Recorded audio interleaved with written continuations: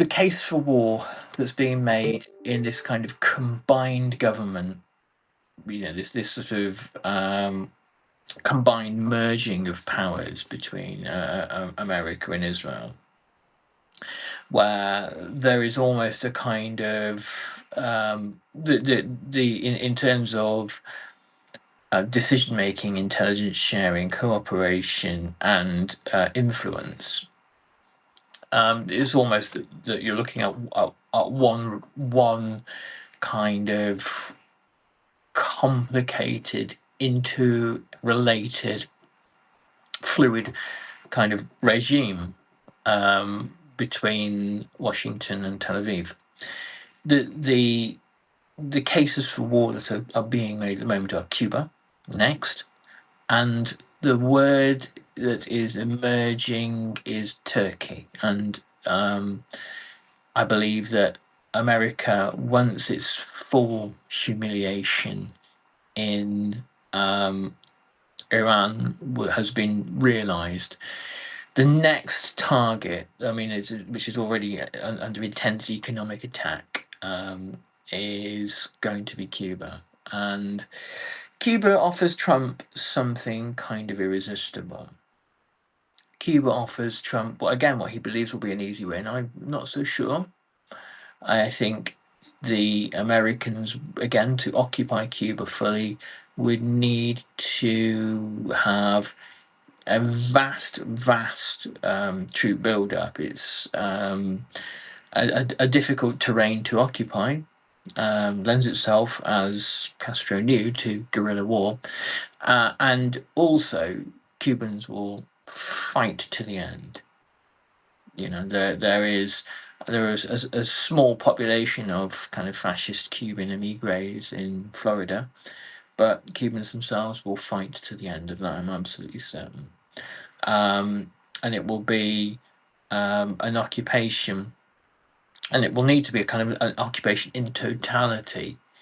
I doubt it will be possible to carry on this kind of decapitation thing that America has tried to do, and it has sort of succeeded in Venezuela, but failed in Iran. I doubt that would work, because you need a population that will acquiesce to that, and I don't think you'll find that in Cuba.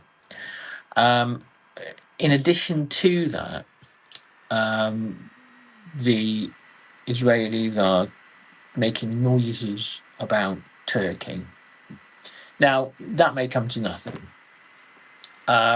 They've been making noises about Egypt. And I think that both Turkey and Egypt are very well-armed regimes, and they've had the benefit of time watching what's happened to Gaza, Syria, Iran, Yemen, to get ready. Presumably they have been preparing for their moment with Israel. Of course, the conflict with Iran isn't concluded yet, and might not be. It's not in Netanyahu, at the very least, interest to conclude it at all. They'll be happy for it to kind of roll on and on and on. The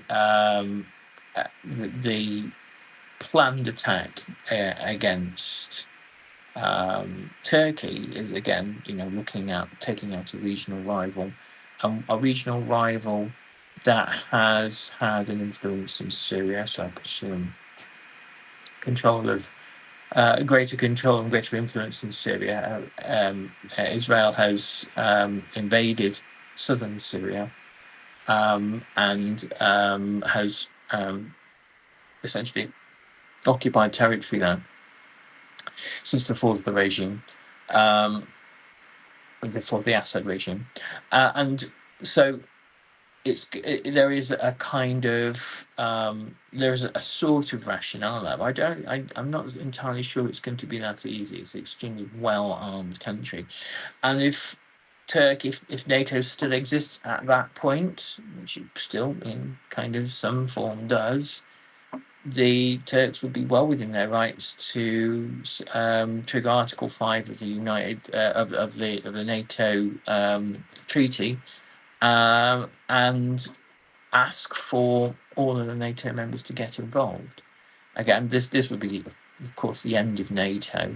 America might unilaterally withdraw from NATO before Israel did this.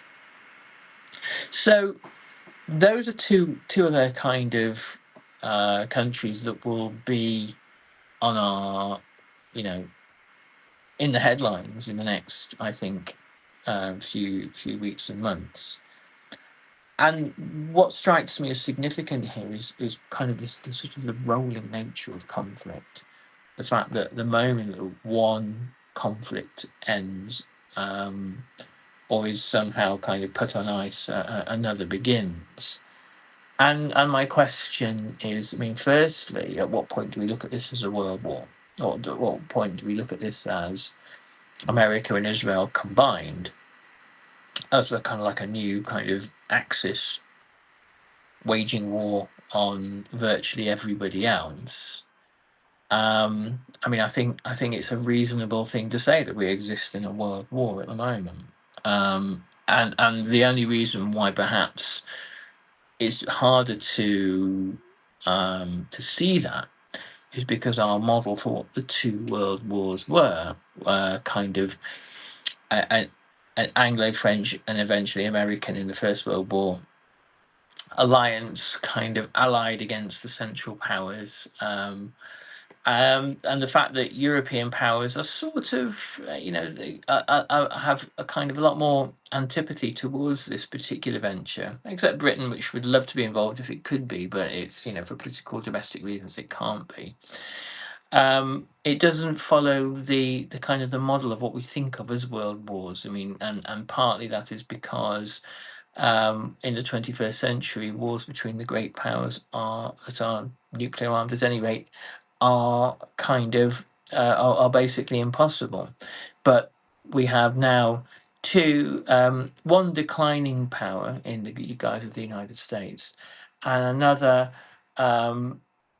power that has been, for its own historic reasons, has become almost kind of institutionally psychopathic, and has been, its slow accumulation of colonization and violence against the Palestinians and other peoples of the Middle East has now reached a point where,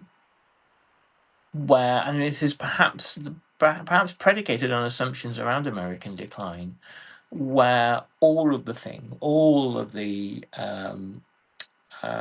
big plays that the Israelis have been, or the Israeli state and its kind of violent colonialist cadre that kind of runs it, have been considering or actively hoping for the last 40 or so years, are now in motion. War with Iran, the final destruction and annexation of Gaza, the final annexation of the West Bank, the seizure of parts of Lebanon, perhaps all of it, and the expulsion of its peoples, the seizure of parts of Syria, the kind of the greater vision of the most extreme Zionists is to expand all the way to the Euphrates and the Tigris rivers, to carve up parts of Iraq. And for that, you would not only would you need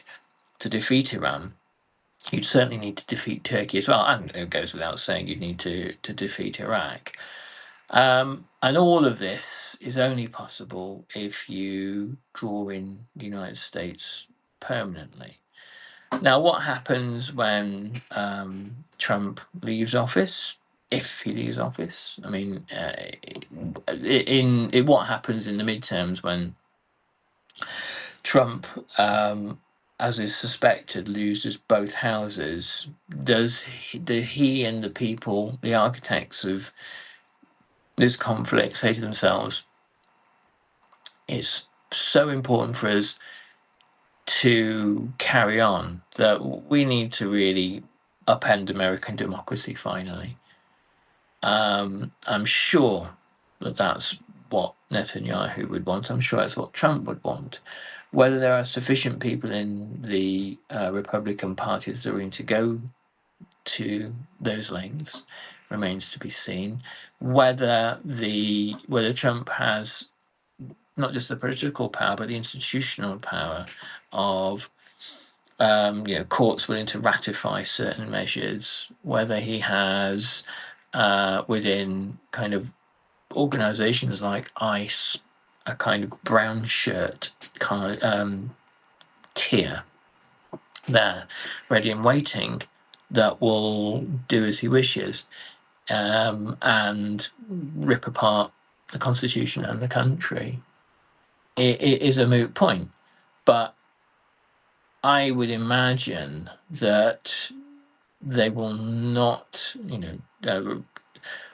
Trump and the Republican Party and sort of the kind of imperialist Zionist fellow travellers and media outriders are not going to allow the kind of inconvenience of democracy to get in the way of the wars that they intend. These are the sorts of wars that are the products of dying empires, where the good times aren't rolling anymore, really, where the period of expansion is over, and there are other powers on the horizon, powers like China, for example, who you probably, almost certainly can't take on directly. And so instead, the objective is to smash and grab as much as possible. I mean, Venezuela shows us that. The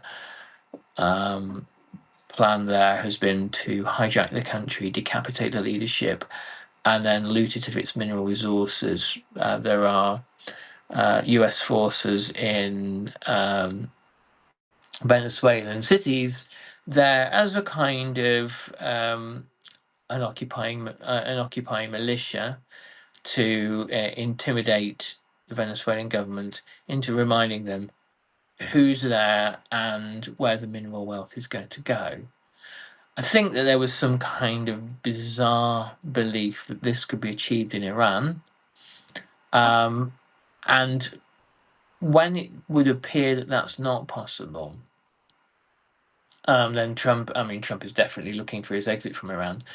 But I think with Cuba, it's slightly different in that the main reason for Trump wanting to essentially conquer Cuba is to prove that he was the man who did it, to prove to his base that he was the guy that dealt with the communist menace in ways which had confounded previous presidents all the way back to Eisenhower and Kennedy.